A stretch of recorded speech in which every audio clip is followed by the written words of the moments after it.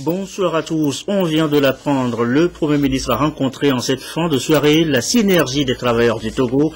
Au menu des discussions, les conditions de vie et de travail des travailleurs. Écoutons le Premier ministre lors de cette rencontre avec la STT. On me fait signe que l'élément n'est pas encore prêt. On reviendra là-dessus tout à l'heure dans le courant de cette édition. Autre sujet évoqué, la primature. Ce mardi, les relations entre le Togo et la Banque mondiale. Le chef du gouvernement en a longuement discuté ce matin donc avec une délégation de l'institution, la Banque mondiale, disposée à pousser le Togo vers une croissance plus forte. Les différents projets entre les deux parties ont été donc passés au peigne fin. Le Premier ministre et la délégation menée par le directeur des opérations pour le Togo. Et voici d'ailleurs sa déclaration au sortir de cet entretien à la primature, des propos recueillis par Antoinette Romao-Vavor.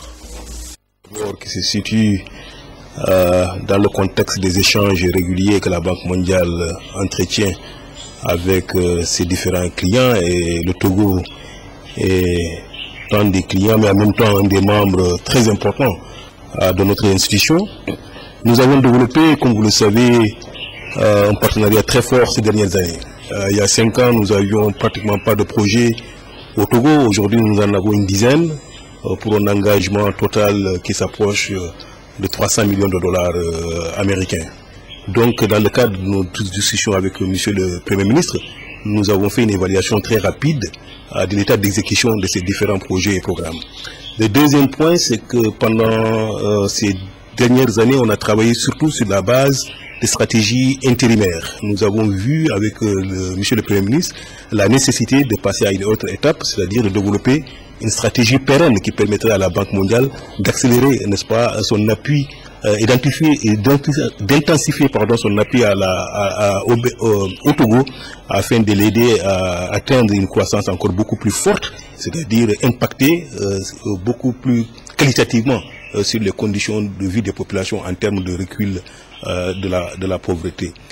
Finalement, nous avons pu discuter avec Monsieur le Premier ministre sur des cas de projets particuliers qui sont quelques difficultés, et nous avons vu ensemble les voies et moyens d'aplanir ces difficultés pour que l'ensemble des interventions de la Banque mondiale ici au Togo soit une intervention de qualité.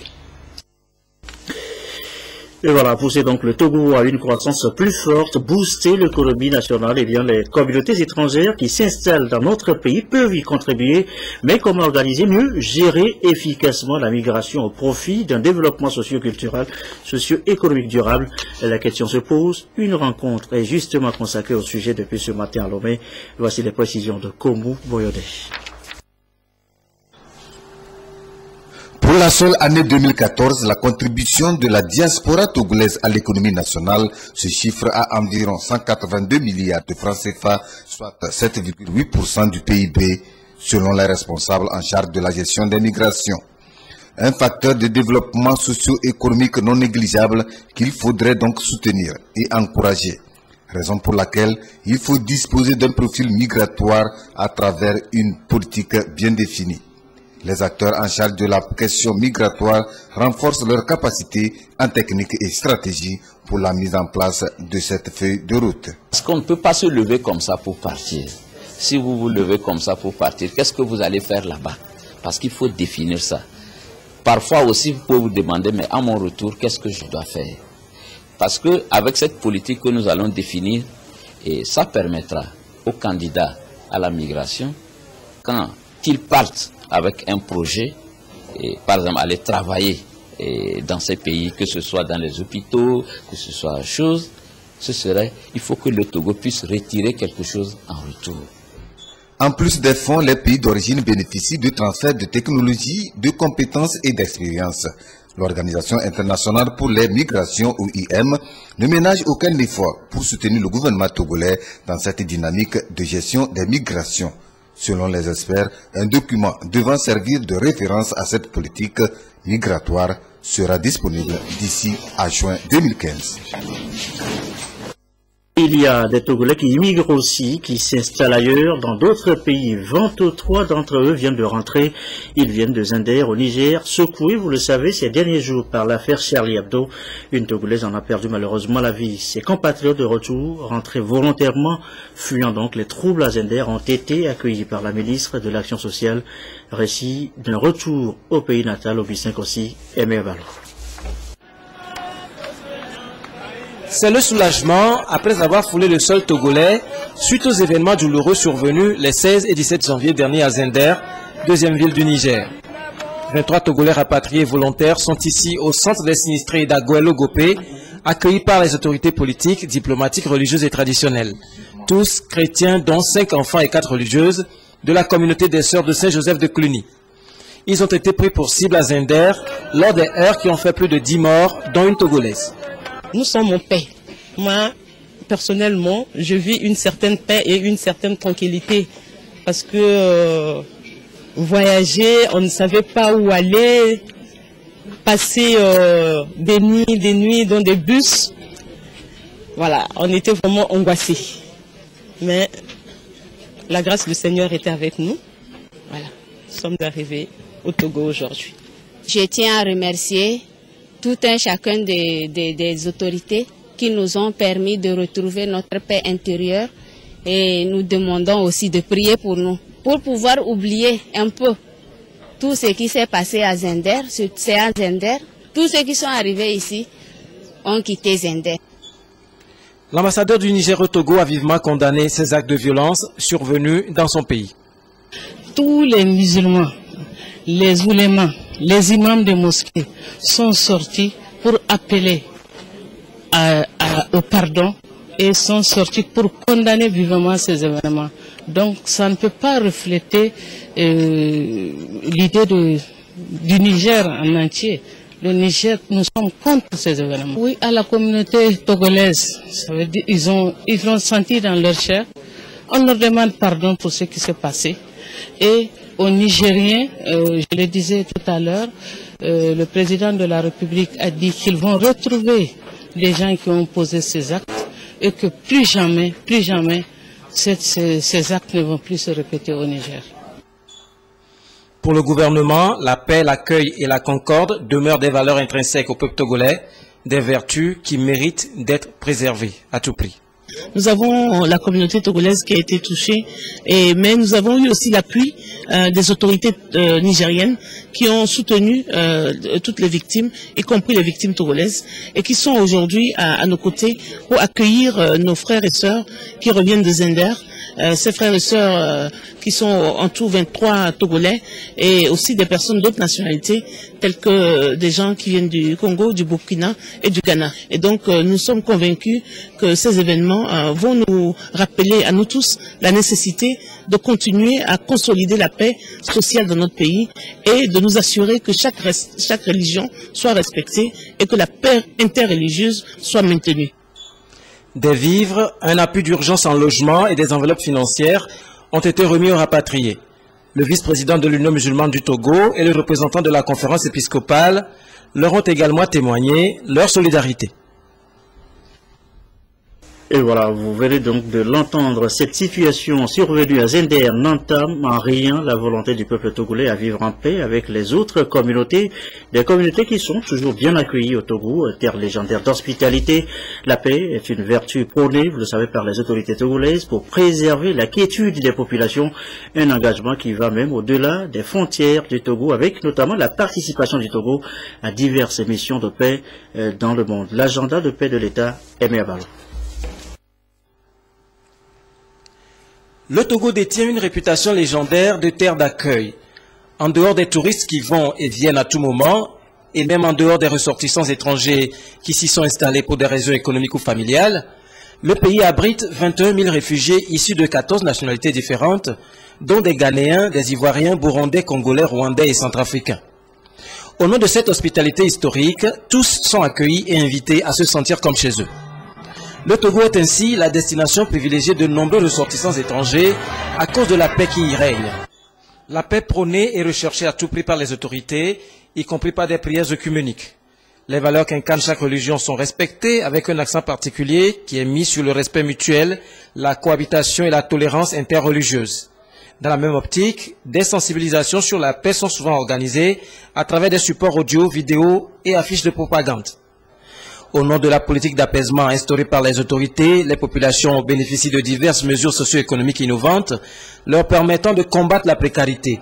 Inclusion financière, emploi des jeunes, protection des enfants, gratuité de l'école primaire, promotion des droits des enfants, modernisation de la justice, facilitation du climat des affaires.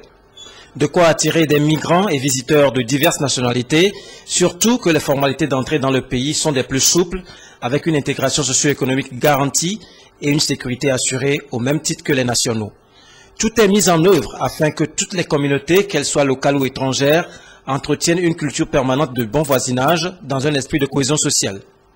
Ce souci permanent de l'État à protéger et offrir un meilleur cadre de vie à tous ceux qui vivent sur son sol se met aussitôt en branle et s'active dès que la survie des Togolais est menacée quelque part à l'extérieur du pays. C'est ainsi qu'à chaque fois qu'un cas se présente, le gouvernement n'hésite pas à rapatrier les compatriotes en difficulté, à leur offrir une prise en charge et favoriser leur réinsertion.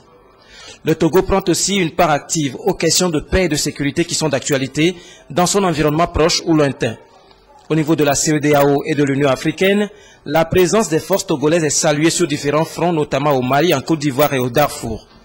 Lomé abrite d'ailleurs un centre d'entraînement aux opérations de maintien de la paix qui fournit en permanence des pépinières de casques bleus prêtes à être déployées partout où la paix est menacée. Parallèlement, tout le système de sécurité et de défense du pays est en pleine refondation pour s'adapter aux nouveaux défis de l'heure.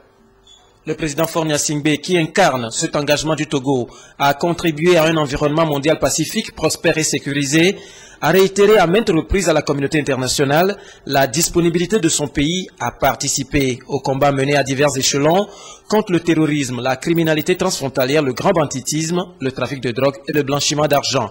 Il y a quelques jours, Faure Gnassingbé était encore à Paris pour la grande marche républicaine en faveur de la paix universelle et de la liberté d'expression. Il est 20h12. Direction maintenant le Grand Nord, la savane précisément, où les responsables de CAP 2015 sont en tournée. C'est cassé tourne partout. Les populations sont sensibilisées sur les enjeux politiques de l'heure, la prochaine présidentielle, la révision de la liste électorale, le compte-rendu désiré à notre bureau à Dapan. L'élection présidentielle 2015 préoccupe les partis politiques. L'Alliance nationale pour le changement ANC, avec d'autres partis politiques, 7 au total, regroupés dans combat pour l'alternance politique CAP 2015, sont sur le terrain. La région des Savanes, point de départ d'une tournée nationale de mobilisation des populations à la base.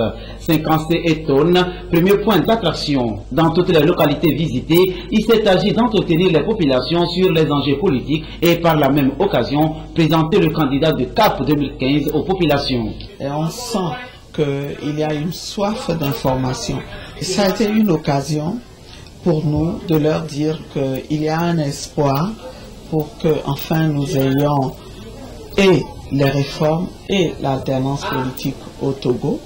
Nous leur avons présenté CAP 2015 qui incarne cet espoir. Le nom de notre candidat, c'est Jean-Pierre Fabre. Nous leur avons fait part de l'ouverture de CAP 2015 qui est en discussion avec d'autres partis, mais qui reste ouvert aussi à tout parti. Autre point aussi évoqué, le recensement électoral. Adjamagbo Johnson Brigitte et Jean-Pierre Fabre ont invité les populations à aller se faire recenser. Une exigence qui leur permettra d'accomplir leur devoir civique le mois venu.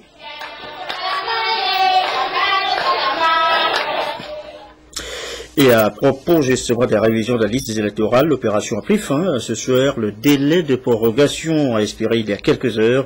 On fera donc le point avec la CENI, la Commission nationale, la Commission électorale nationale indépendante, dans nos prochaines éditions. Je vous l'annonçais en début de journal tout à l'heure, le Premier ministre a rencontré en cette fin de soirée la synergie des travailleurs du Togo. Au menu des discussions, les conditions de vie de travail des travailleurs. Écoutons le Premier ministre lors de cette rencontre avec la STT.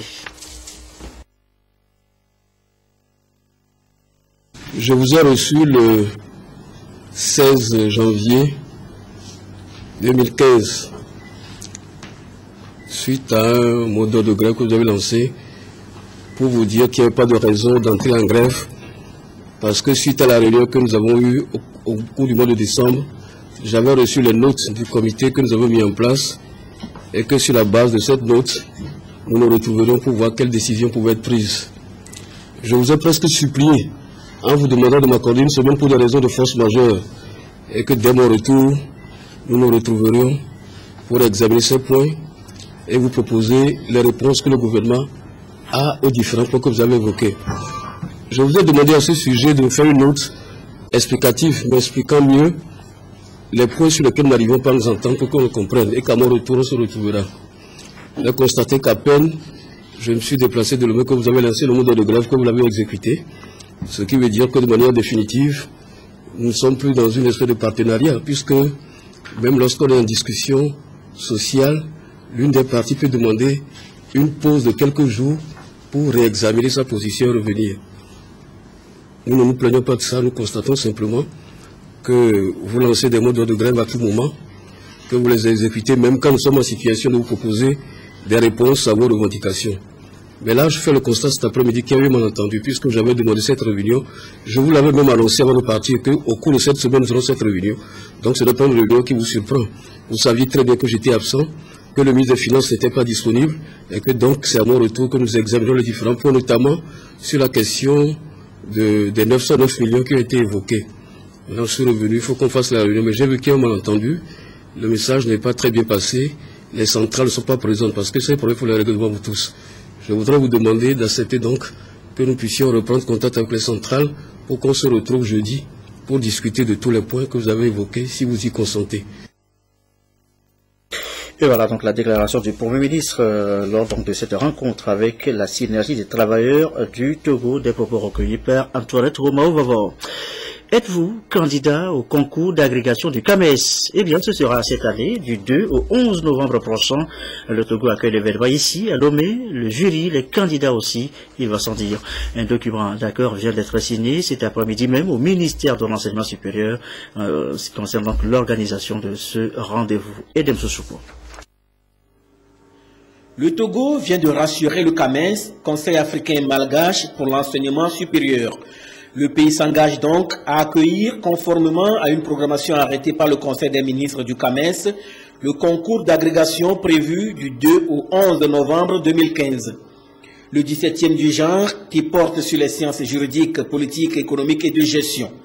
Ce concours va permettre aux candidats admis d'être inscrits sur la liste des maîtres de conférences agrégés du CAMES. Lorsqu'ils justifient d'une ancienneté de 2 ans, ils peuvent donc concourir avec les autres. Alors, à quoi ça sert un tel concours? Un tel concours permet de donner à l'Afrique, notamment aux pays membres du CAMES, de ressources de qualité, parce qu'ils sont appréciés sur un certain nombre d'épreuves qui vont de la présentation de leurs travaux qu'ils font habituellement, et s'ils réussissent, ils vont à la présentation d'une leçon, et ils vont également à la présentation d'un exercice qu'on leur demande de faire de manière particulière.